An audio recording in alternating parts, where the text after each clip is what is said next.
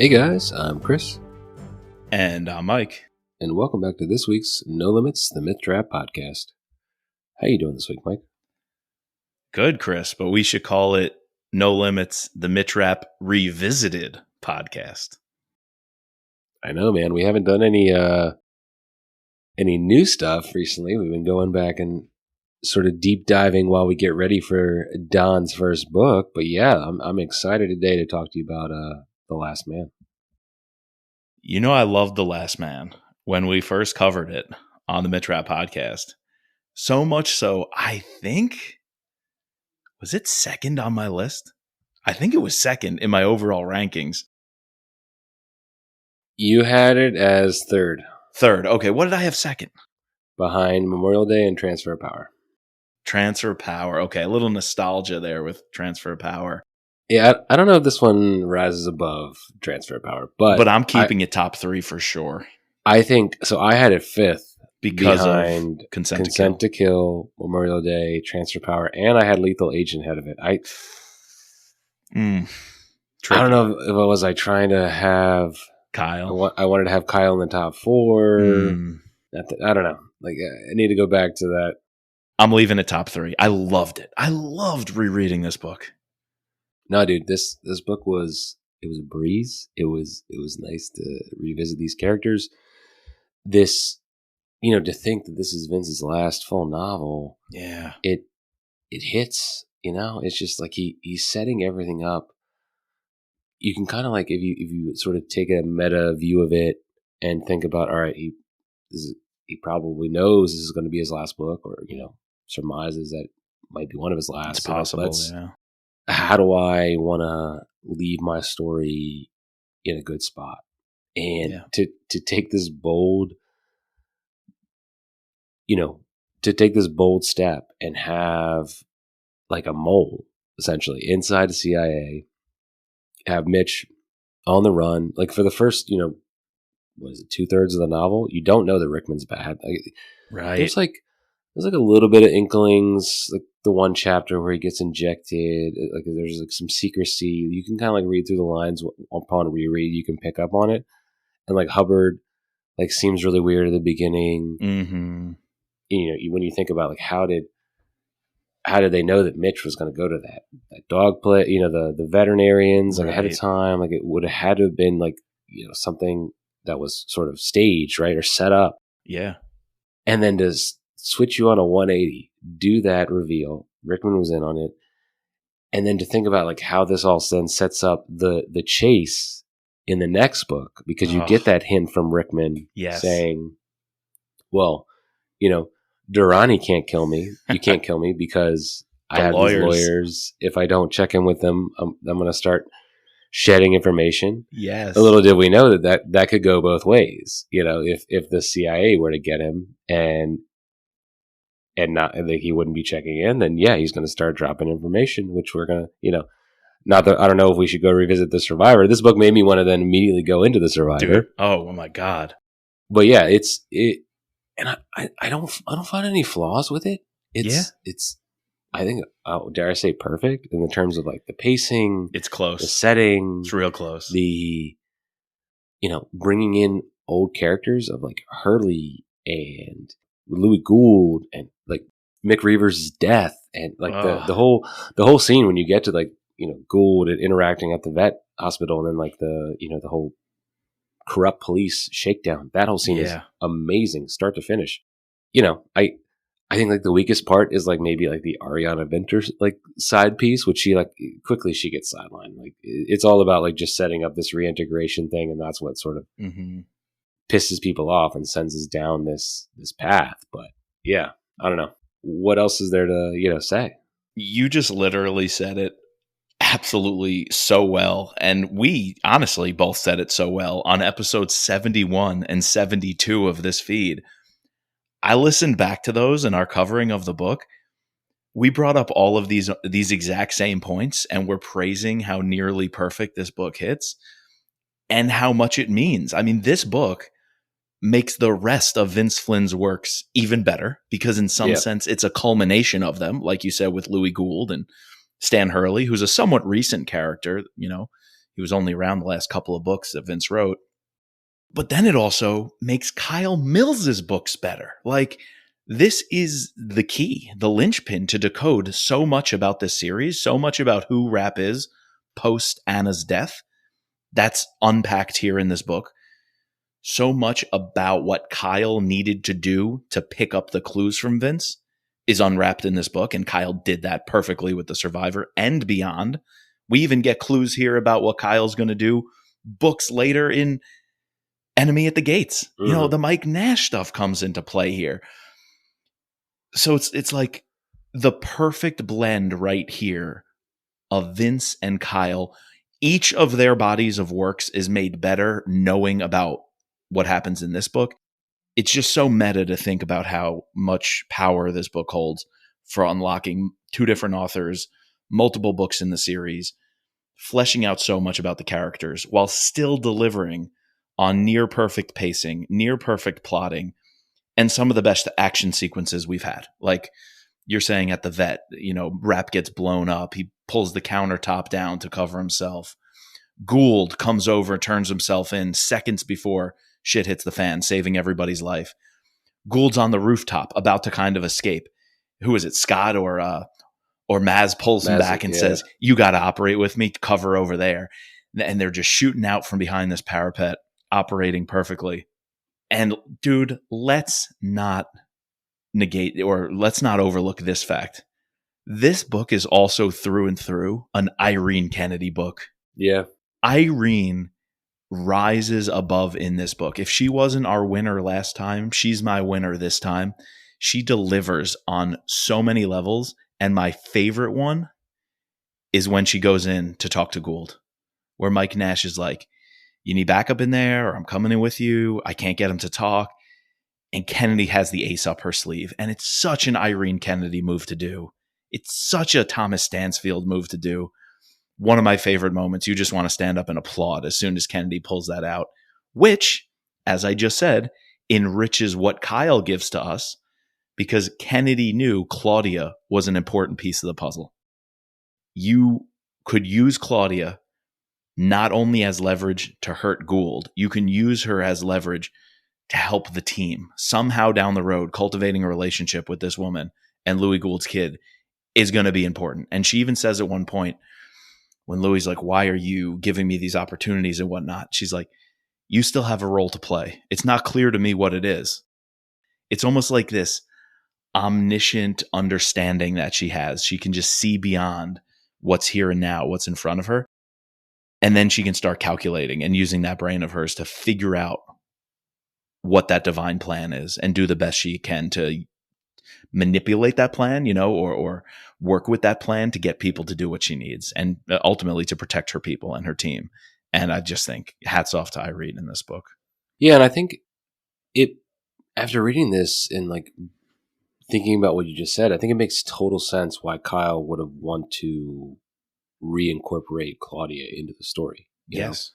Know? And you know, we haven't even mentioned that, like, essentially Rapp loses his memory for part of this novel and slowly has to work to rebuild it back. Yeah. Has like some funny scenes that, like, you know, rarely do we see some of these, you know, quirks with Vincent's writing. This is way more reminiscent of like where Kyle took the, you know, the humor, you know, with the whole like, do we sleep? Are we an Ida? You know, like remember when Sidney Hayek, she comes in, is like, are we sleeping together? Like, you know, that could have almost been the loser of the book. Not that scene, because that scene was excellent, but the memory loss thing, he almost snaps out of it too quickly and remembers too quickly. Yeah, I'm gonna push back. I don't think it's too quickly. I think like he slowly starts to remember, and I think like what's most important about like reason why you set that up is because the last person he saw right before he loses his memory is the person who killed his wife. Yeah. And then I think like you know, it gives you this added element of like, all right, we don't know what the hell he's going to do when he sees Louis Gould again. Yeah. And Louis Gould obviously has a role to play because, one, why was he there? Someone hired him. Yeah. You know, someone hired him. His banker's involved somehow. His handler's involved somehow. So you're going to have to let Mitch interact with him. Like Irene even like contemplates like even like bringing it, like when to bring this up, and seeing that slow, sort of, we even get like the scenes with the doc, right, and like how. Wait, and then slowly he's remembering, like, wait, I think I told you you're not allowed to write notes. And he's like, oh, good. You remember. Yeah, I was testing and he, you. like, tears it out. I was testing you. Yeah, it's very good. And also he says some things want to be kept private when the doc presses him on Greta Olmeyer. Yes, Greta Olmeyer, shuts it down. That kind of helps us with the kill shot problem where Rapp just says, no, doc, that's off limits to everybody. Yeah. Including us, the audience. We don't need to know. Rapp's declaring off limits. And I think it does one of two things. It allows Vince to, I don't know, walk down memory lane himself. If truly this is what he wanted to do, but it's a literary tool to allow him to get catharsis, to end his story, or tell his story in a way that he can reminisce, he can build momentum. I think Rapp becomes like a little bit of a different man. Yeah, afterwards, he does. I think by reliving the trauma and having to cope with it so quickly again, yeah. I think he's the same, but it's slightly different. And then you throw all that into this novel, and it's just like, I could see how you would say that that's almost like the loser of the book, but I think he nailed it well enough that it's not a loser. Yeah. And I'd say the same thing with the Ariana Vintner stuff. Let's say that was the loser, as you proposed. Again, maybe it's the closest to the loser, but it allows another gem of a scene, which is a hallmark of Vince, and he's going out on a high here. It's usually a committee room in front of Congress, but this time it's that closed door meeting with Vintner and other people at the DOD and state working on the reintegration plan. When Mitch gives it to her, it is nearly perfect. So as much as that storyline is, give or take, it does set up the reintegration stuff, one. But two, it allows us to have a classic boardroom, meeting room, Vince Flynn style scene. And Mitch delivers. When Ariana Vintner is with that other guy, I think he's a corporal or captain or something. I don't even know what his rank was, but he's like the assistant, and he's just trying to get in Vintner's pants all the time. Rapp picks up on that in their body language. And he's like, you're sleeping with this guy over here. So what about your husband who finds out you're probably ready to divorce him? He's probably a cuck. And Rapp just gives it to this lady. And then she asks Rapp, do you think I'm stupid or do you think I'm an idiot? And Rapp's like, I don't have enough information. You haven't started talking yet. And then she goes off and he raises his hand. He's sitting there raising his hand. And she's like, are you raising your hand? He goes, yes, I'm waiting to be called on. She calls on him and he goes, I've heard enough. You're an idiot. Great line. It's great perfect. Line. Yeah, no, and it gives us, it's like the best version, one of the best versions of like, we've seen it time and time again where Rapp is in a room giving a talk. But if you juxtapose it against the previous revisited novel we did in, what is that, Pursuit of Honor? Yep. Like complete 180 in difference. It's night and day. Yeah. Yeah. I mean, but you have to think about like there was 2 other books published in between those 2 books, even though chronologically they exist back to back. But he starts and ends with a great one of those scenes because transfer of power. Mitch is really first introduced with the chiefs of staff, with General Flood, right? And now he's going out in this meeting, mouthing down to Vintner. I just think that's a perfect way to do it. Mm-hmm. Very much so. Another time Rapp is classic Rapp is right in the opening, dude. The way he dresses down Zahir, that police commander, former Taliban. I love the way this book opens. That is coming in hot with a crime scene. And the little bits of the crime scene are going to be like a whodunit, along the way. And so that's a lot of fun with like where the blood is and what the blood trail is like away from the safe and which kind of gun it was. All those bits and pieces are sprinkled throughout as it reveals Rickman was the mastermind behind his own abduction. And we get this Zahir character trying to play both sides. Again, Vince is doing what he does, building a backstory for this guy Is he with the Taliban? Is he helping us out? He even asked Mitch, how much are you going to pay me to be an informant to help you? And Mitch is like, nothing. I'm shoving a Hellfire missile up your ass. Like, it's just classic Vince, again, creating these characters and bringing us right into the scene by knowing exactly who they are, what they stand for, and watching Mitch do everything we want to be done to people like that. Yeah, and he also comes into play later on with the whole memory loss thing, because immediately, or closely after waking up and gaining some of his memory back, he's thrust right back into the action and has to call this guy and talk to him. And has to and there's another funny thing we get, like, I said that? I said that to that? Like, about a softy Mitch. Softy Mitch. Like, okay, all right. And then, but as soon as that phone call happens, he's back. He's back, Yep.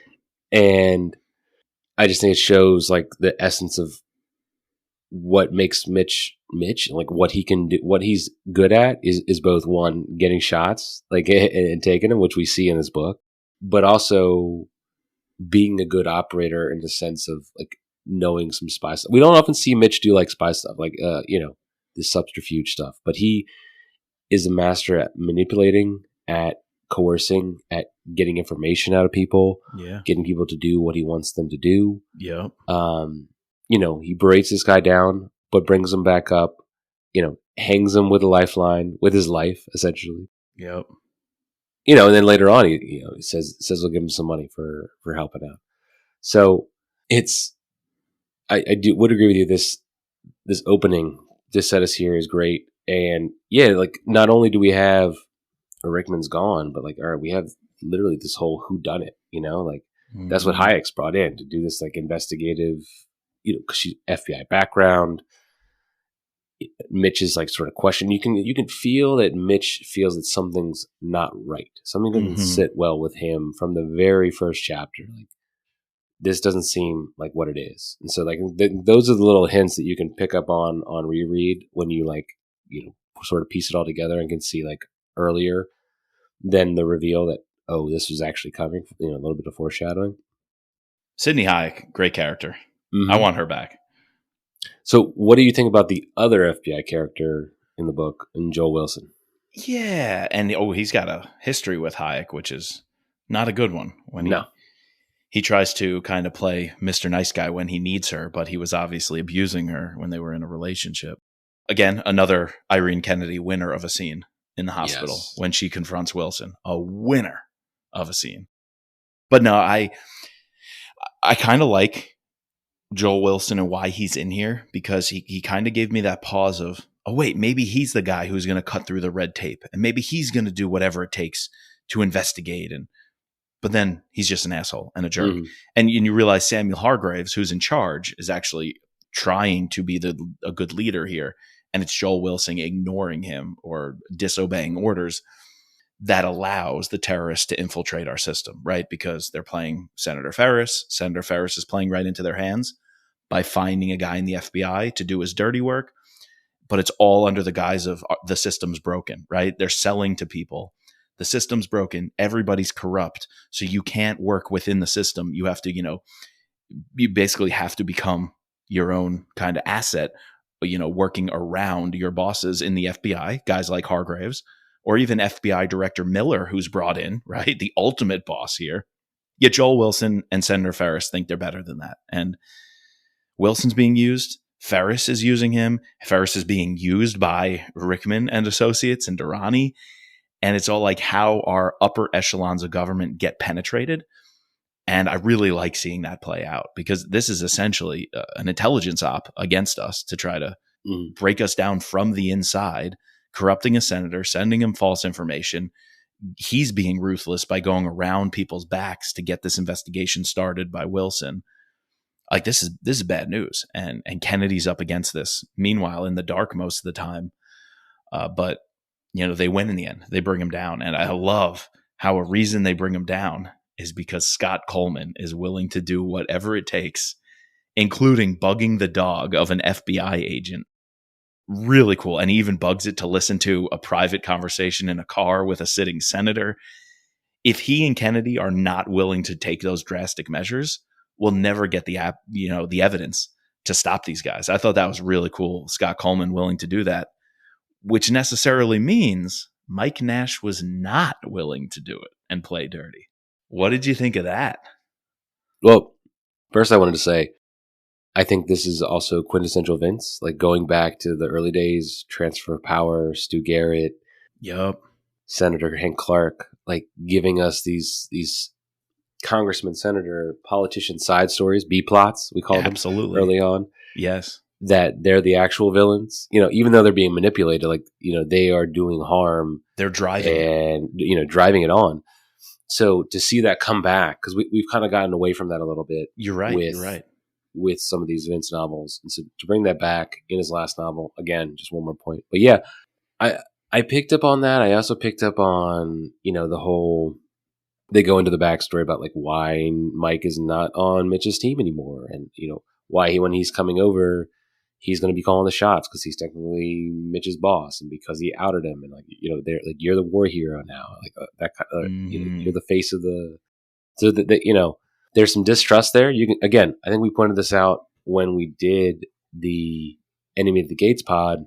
There's clear signs of like one, Kennedy is distancing herself a little bit from Mike while elevating him. Like I guess the trust is different roles.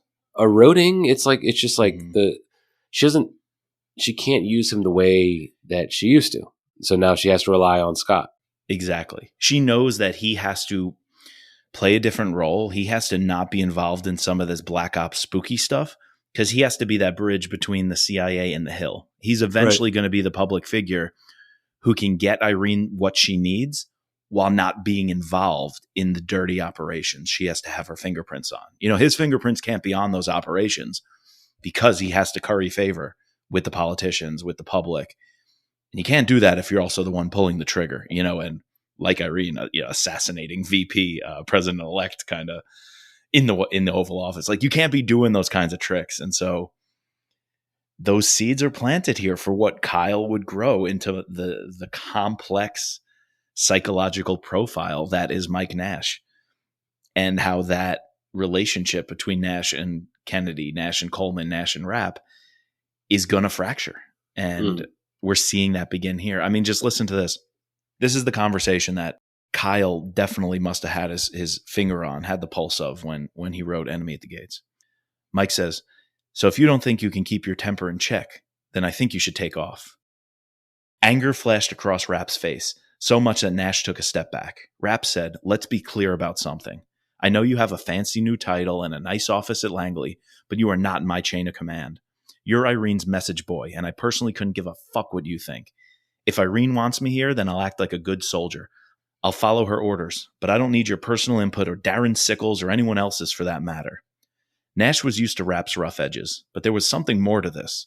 The two men had been in plenty of heated arguments over the years, but there seemed to be some genuine animosity this time, as if Rapp now thought they were on opposite sides. Wow. Nash took a long breath and said, "You've never been one to follow orders, and I sure as hell don't see why you'd start now.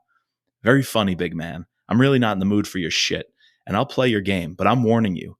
That idiot Sickles better watch himself, or I'm coming across the table."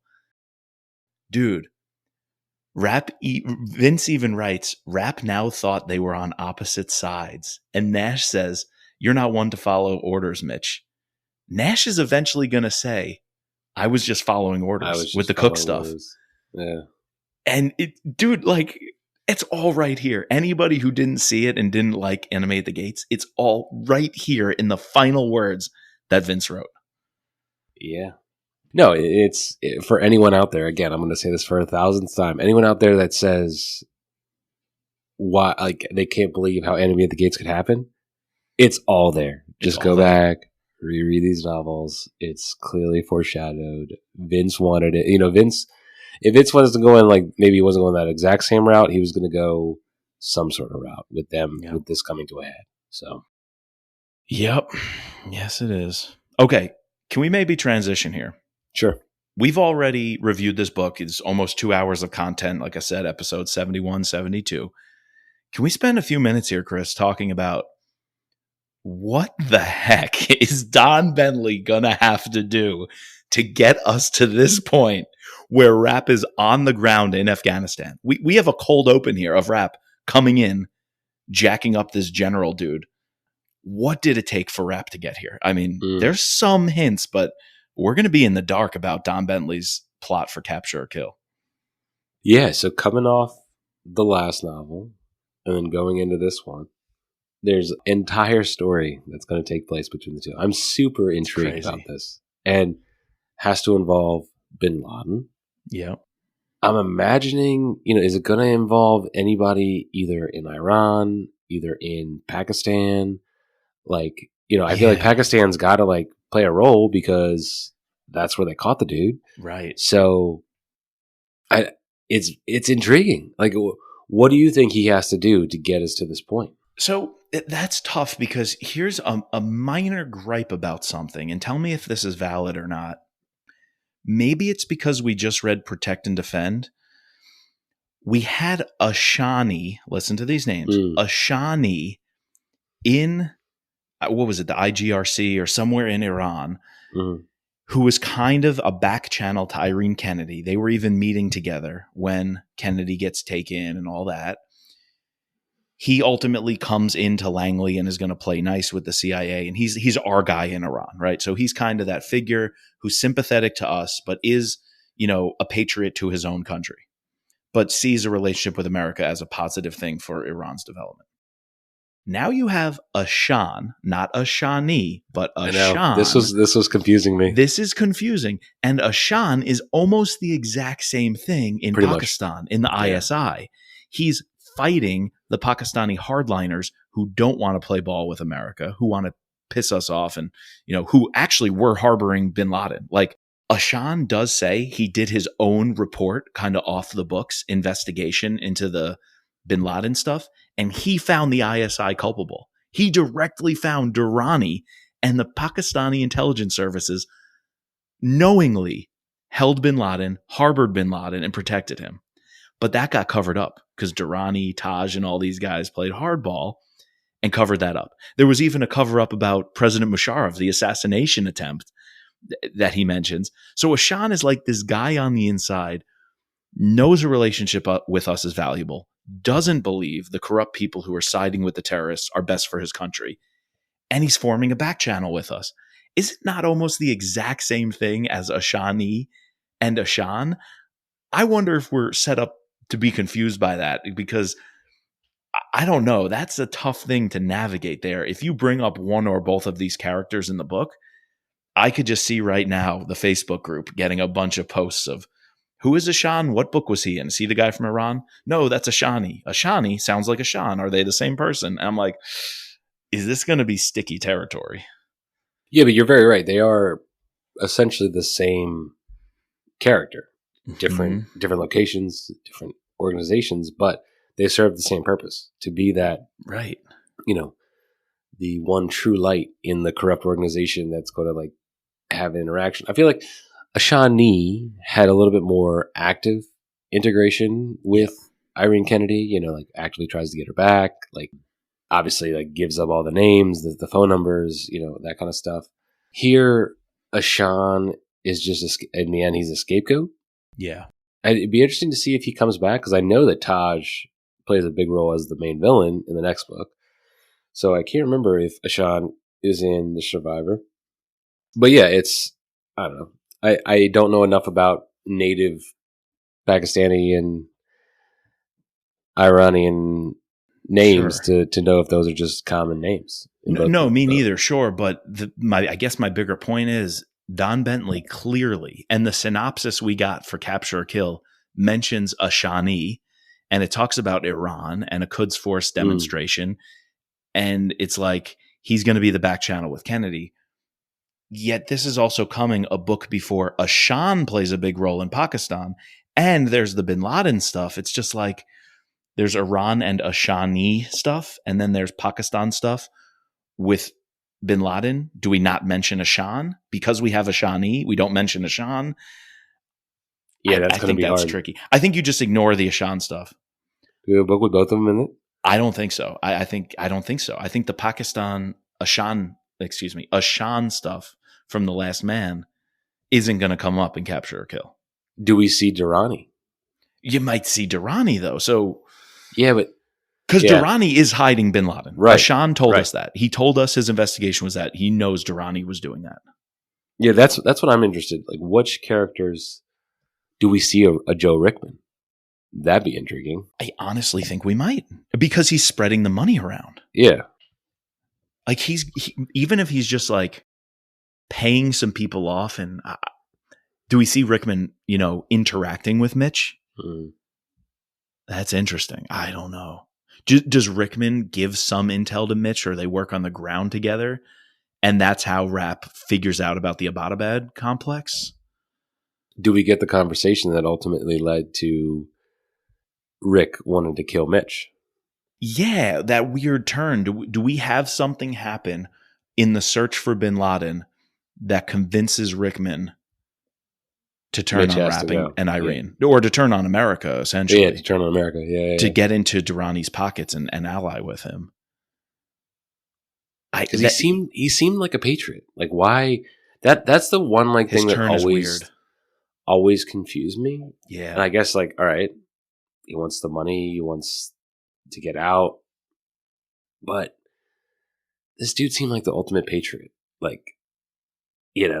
He's just really smart. So if you don't show Rickman's turn to get in bed with Durrani, I don't know how you then bring in the bin Laden stuff. Knowing what we know from The Last Man, I don't know how you ignore that or don't show that.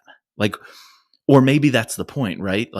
Rapp and the Americans are trying to find bin Laden, and Joe Rickman has all the cards, but for some reason holds it back. And Rapp has to kind of find bin Laden himself, even though Joe Rickman could have been helpful and an ally, and there's some spat over that or division over that. I don't know. I just think that's really tricky. I felt a little better reading Pursuit of Honor about where we were headed and how, at least on a psychological level, we get Mitch to where Mitch needs to be. But reading The Last Man, it's really hard to think backwards about how we end up at The Last Man.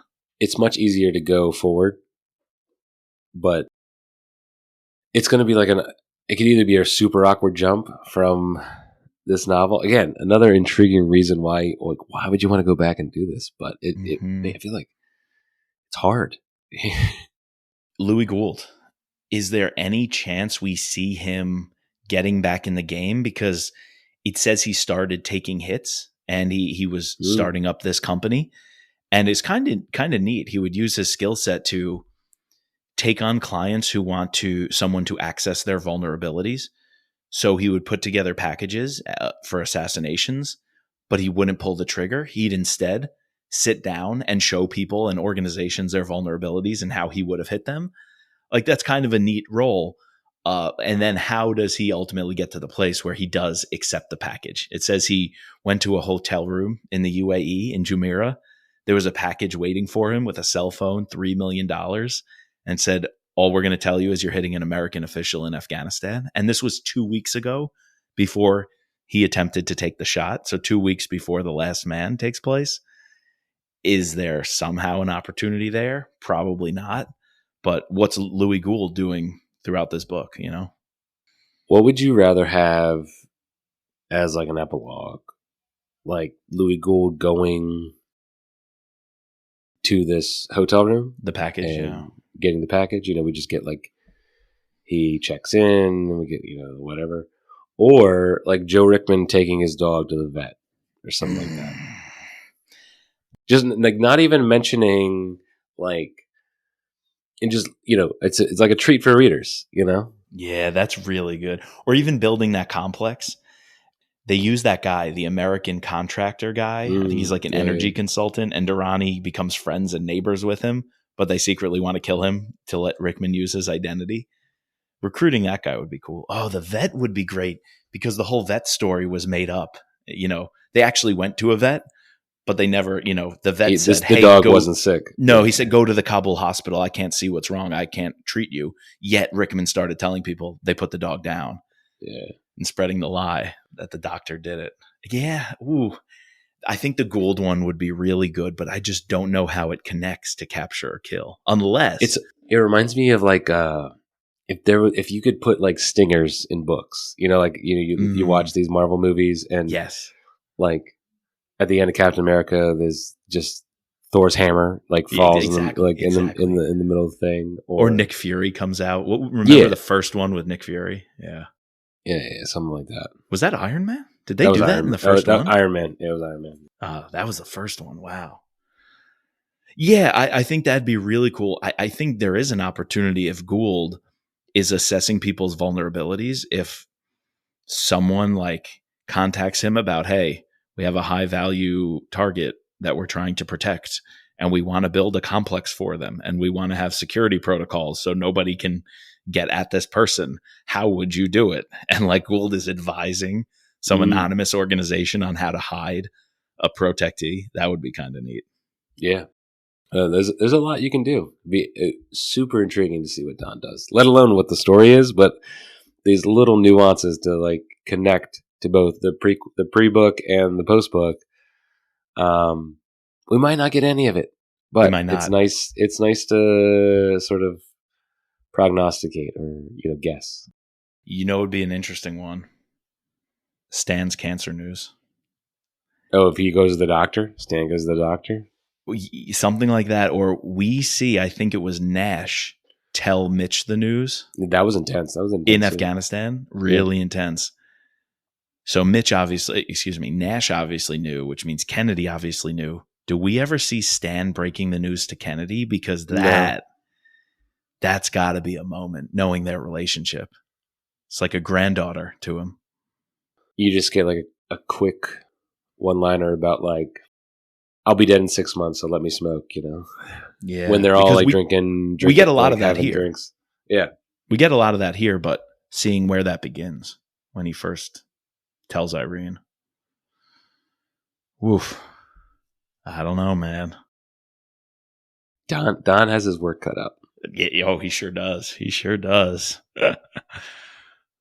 Well, Don, if you ever need two Mitch Rapp nerds to dig in deep and find some old clues and connections for you, think I might know a guy. Here.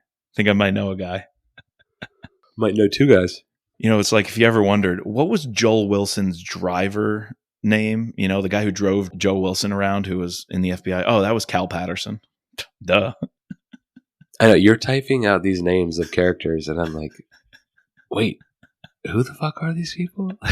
What's the name of Joe Rickman's dog? Oh, you mean Ajax? I knew that. Okay. Well, I don't know if you asked me, I don't know if I would have known the answer, but when you said Ajax, I was like, oh yeah, that's Ajax. Yeah. If I didn't reread this book, I would have never remembered that. So in grad school, we would have these trivia nights at like the student union. Yeah. And so I wrote all the I hosted a couple of them. So I did one for Game of Thrones. I did one for Harry Potter. I did one for Star Wars. I did one for Friends, Office, nice. etc. You think we could do one with our patrons for Mitch Rapp? I smell an episode. An episode coming. There you go. We could have like a couple people on. Like I'll be the commentator or the host. We could have like you, Brian Costello, Don, or I'd take Mark on my team. Mark would be my first draft pick. Yeah. After Ryan Steck, Mark would be my next draft pick. Yeah, I mean, if you could draft anyone, you'd probably want to draft the real book spy, obviously. So, Dude, that sounds like a good episode. Well, we have nothing left to read this summer. We'll do that episode. Well, we're kind of stacked on our reading list, Chris, for 2024. So, yes. One other little nugget while we're on these this deep trivia. What would be a cool mention? Anywhere else in the Mitch Rapp universe, whether you plug it in early or come back to it decades later, Sitting Bull. Sitting Bull was an awesome drop in the Rickman video. That was phenomenal. How Rickman knew with one simple drop of a phrase, he can get Irene Kennedy sweating and squirming in her chair by letting out the name Sitting Bull, who's the highest asset we have inside the Russian government, who's working for us. And Rickman knew to hint at that in one of his interrogation videos, kind of under his breath where no one else would really even hear it or probably understand it. But he knew how that would upset the apple cart of the U.S. government and U.S. intelligence. That was phenomenal little thing to put in. And it reminds me of, we have a similar situation in Brad's books in Spy Master. There's like this, the guy doesn't even know that he is the I forget his actual name, but it's like a Sitting Bull type character. Yeah. The little details with this novel, it makes it great. Definitely, I think I want to move it above Lethal Agent.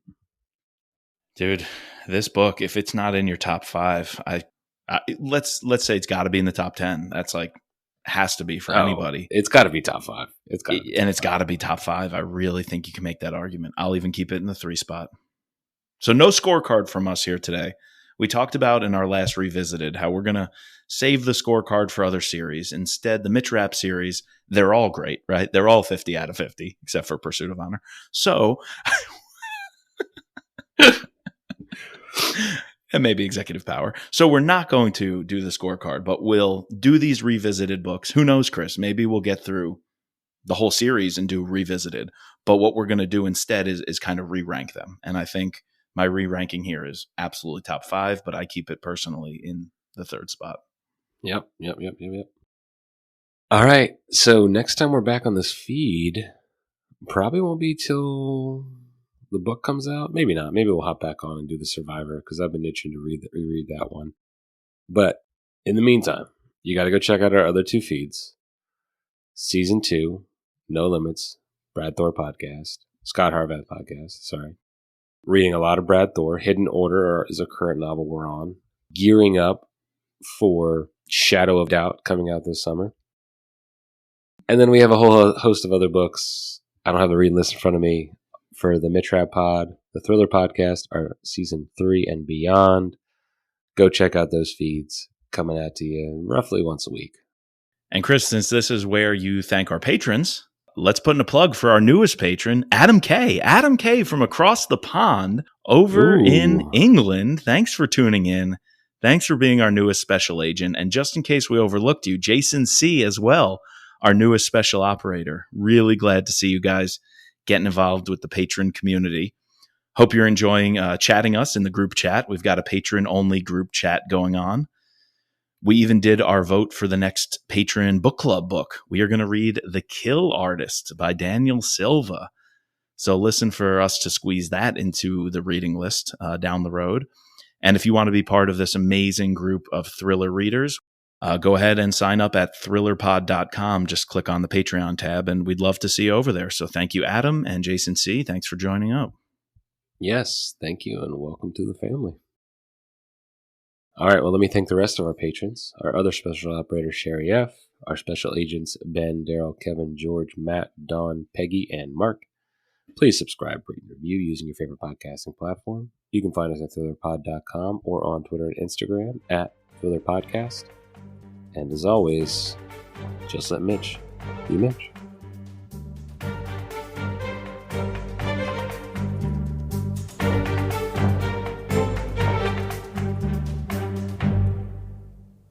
Just a disclaimer, this podcast is not affiliated with Vince Flynn, Kyle Mills, or Simon & Schuster, but thank you to them for bringing us the wonderful world of rap. And the music soundtrack is Guerrilla Tactics by Raphael Crooks.